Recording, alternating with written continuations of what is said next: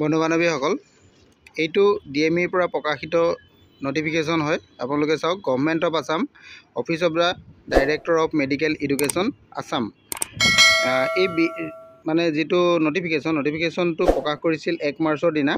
এইটো আপোনালোকে নিশ্চয় দেখা পাব, ডেট 1 মাৰ্চ 2025 তাৰিখে প্ৰকাশ কৰিছিল। ইয়াতে DMEৰ যিটো নন টেকনিকেলৰ পদ আছিল, এইটো গ্ৰেড 3 নন টেকনিকেলৰ পদ। ইয়াৰ কাৰণে বিজ্ঞাপন আপোনালোকৰ ওলাইছিল 26 ডিচেম্বৰ 2024 প্ৰকাশ কৰা হৈছিল। এইটো হৈছে তাৰ এডভাৰটাইজমেণ্ট নম্বৰটো। ইয়াৰ কাৰণে আপোনালোকৰ যিটো এক্সাম হোৱাৰ ডেট আছিল 9 মাৰ্চ 2025, 9 মাৰ্চ 2025 পৰীক্ষাটো হোৱাৰ কথা আছিল। সেই এক্সামটো এতিয়া ৰিচিডিউল কৰি দিয়া হৈছে। ৰিটেন এক্সামিনেশ্যন, এইটো আপোনালোকে চাওক, the written examination shell be held on 30 March 2025। অৰ্থাৎ আপোনালোকৰ এই এক্সামটো নন টেকনিকেলৰ গ্ৰেড 3 যিটো টেকনিকেলৰ পদ আছে, এই পদখিনি কাৰণে এক্সামটো আপোনালোকৰ 30 মাৰ্চৰ দিনাহে অনুষ্ঠিত হ'ব। ইয়াৰ বিষয়ে সবিশেষ আপোনালোকে অফিচিয়েল ৱেবছাইটত পাই যাব।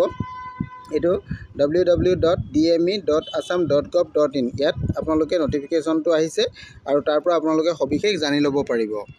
এইটো আপোনালোকৰ নটিফিকেশ্যনটো 1 মাৰ্চৰ দিনা প্ৰকাশ কৰা হৈছে। ক'ৰ পৰা প্ৰকাশ কৰিছে আপোনালোকে নিশ্চয় জানিছেই।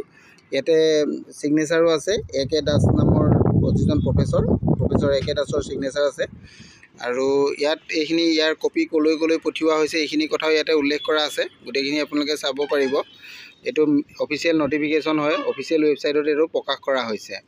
ইয়াতে মেইনলি আপোনালোকে 9 মাৰ্চৰ দিনা যিটো এক্সাম হ'বলগীয়া আছিল, সেই এক্সামটো 30 মাৰ্চৰ দিনা আপোনালোকৰ এক্সামটো হ'ব। এইটোৱে আছিলে আজিৰ নটিফিকেশ্যনটো।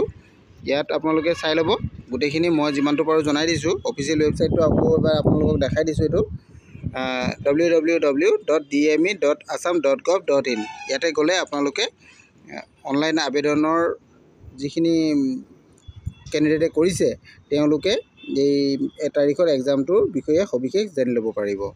Thank U.